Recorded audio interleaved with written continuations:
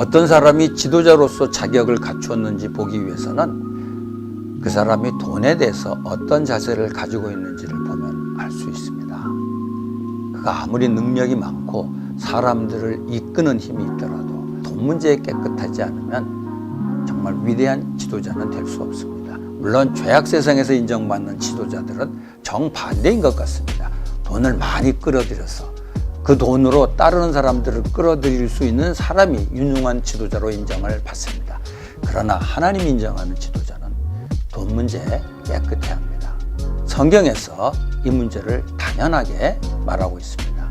아브라함, 사무엘, 다윗, 다니엘, 느헤미야, 바울은 이스라엘의 역사에서 위대한 지도자로 기억이 됩니다. 이들이 가지는 공통점은 돈 문제에 대해서 깨끗했다는 것입니다.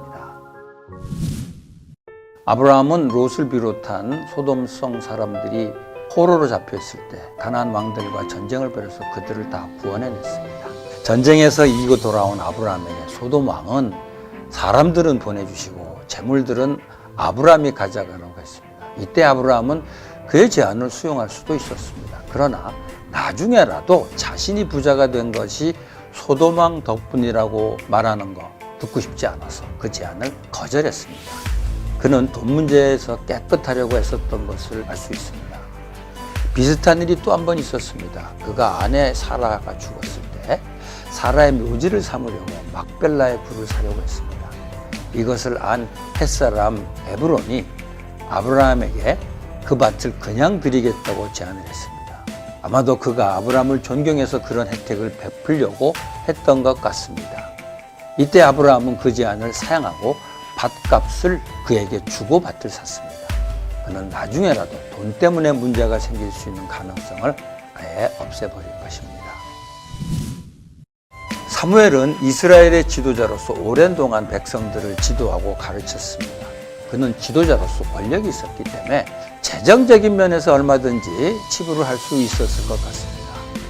사실 그의 아들들은 아버지의 권력을 이용해서 그런 범죄를 저질렀던 것 같습니다.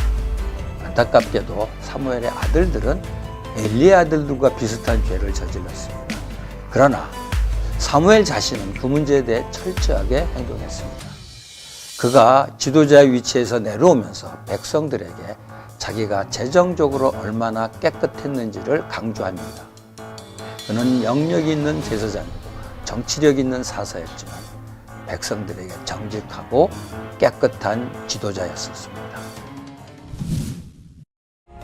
다윗은 아라우나 타작 마당에서 하나님께 제사 드리기를 원했습니다. 그래서 그 땅을 아라우나에게 사려고 했습니다.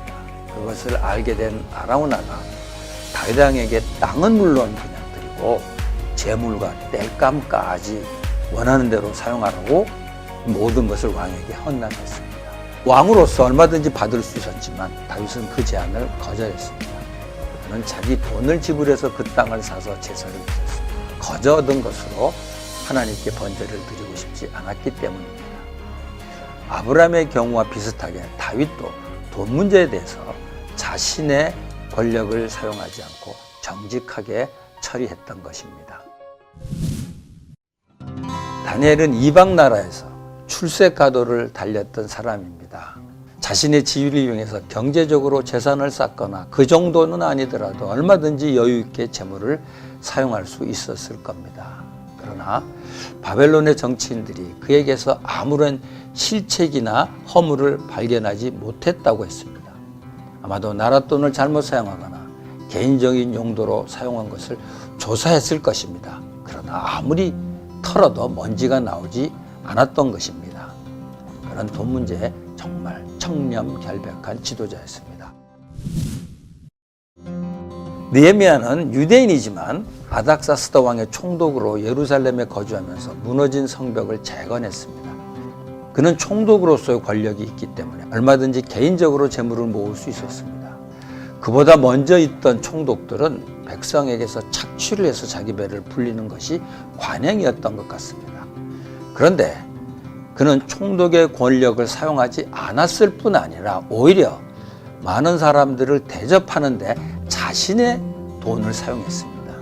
그는 지도자로서 탁월한 능력을 보여줄 뿐 아니라 돈 문제에서 정직하고 또 관대한 지도자였습니다. 바울은 이방인에게로 가서 복음을 전하도록 부름을 받은 선교사였습니다. 그의 사역이 끝나갈 즈음에 자신의 사역을 돌아보면서 자신이 은과 금을 탐낸 적이 없다고 하면서 자신의 청렴함을 간증했습니다. 그는 목회자로서 선교자로서 교회 후원을 받을 수 있었습니다. 그리고 꽤 많은 교회들로부터 후원을 받기도 했습니다. 그러나 그것을 당연한 것으로 생각지 않았습니다. 그는 자신과 그의 일행에 필요한 것을 보충하기 위해 자신이 일을 해서 돈을 마련하기도 했습니다.